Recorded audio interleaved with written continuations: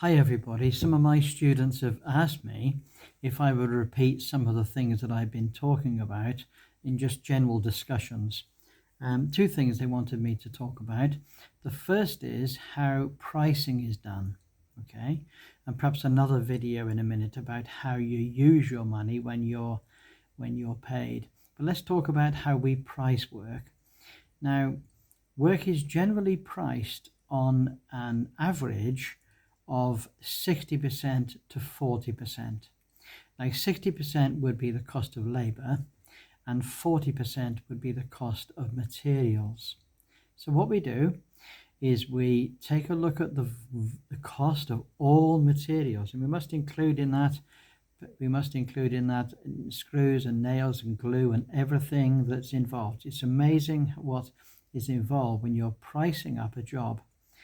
And it's very, very important to remember to include everything. Famously, a friend of mine was pricing a very large job and he forgot to include the skips that would be needed to remove rubble and rubbish from the site, and that cost hundreds and hundreds of pounds. So it's very important to make a note, a prediction of everything that you're going to need to do. And of course, if you have a list that you've used in the past, and you've been learning new things as you go, so you will have less and less mistakes as you go forward.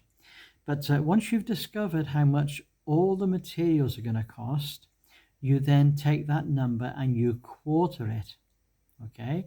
Because the relationship between materials and labor is about 40% to 60%. So you take that number and you quarter it. Like, for example, if it was £200, then a quarter of £200 is £50. And then you multiply it by 10, or just put a naught on the end, and that then becomes £500. So that then becomes a ballpark figure for you to be able to price work. With experience, you'll discover whether that price should be slightly increased or slightly lowered. That relationship could change very slightly. Sometimes we use materials that are very expensive, and sometimes we use materials that are very cheap. And so you can understand how that this ratio must slightly increase or slightly decrease occasionally. But this is a very, very good way of being able to price for work. You just take whatever the number is of all of the materials you take, and you quarter it, and then multiply it by 10, or in other words, put a naught on the end. So for example, let's suppose it was an £800 job in terms of all the materials. Well, a quarter of £800 is £200. So when you put a naught on the end, it becomes a £2,000 job, okay? And this is the way in which we normally price. With experience, it's possible to become incredibly accurate, but beware, most people underestimate the quantity of materials, and most people also underestimate the amount of labor that's going to be involved. And then when whatever the figure is that you come up with, just remember that you're going to put a profit on top of that.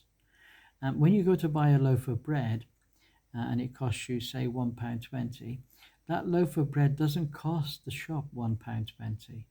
All they've done is to put it on the shelf. They buy it for 20p or 30p. And what you're paying for is the profit that's necessary, okay, for the company to be able to put it on the shelf and be able to pay for the light above it and the heating and everything else, and also all the staff, and also all of the other expenses. And then on top of that price, there will be some profit. You know, it wouldn't be possible for a shop to come to the end of a year and discover that they've made no profit. The shareholders would be very disappointed. And it ought to be the same with you. When you get to the end of a year, you might have earned £20,000, £30,000, £40,000, but you need to have profit as well, because you're going to have to change your van, you're going to have to buy capital expenses, you know, things like tools, things of that nature, access equipment you're going to have to buy, and you're going to have to pay for your accountant. And so there's various expenses that need to be provided for. But the main point is this, that at the end of the year and everything is paid for and your accountant's paid for and you've bought the new van and you've done everything, you then need to have a little bit of profit. And the profit may be 15%, it may be 20% of the total cost. But whatever the profit is, that's the nest egg for the future that will enable you to increase and to further your business in a satisfactory way. I'm hoping this is proving to be quite useful for you, and that there's other little videos that I'll be doing from time to time about some interesting topics. Anyway, have a great day. We look forward to catching you in class. Bye for now.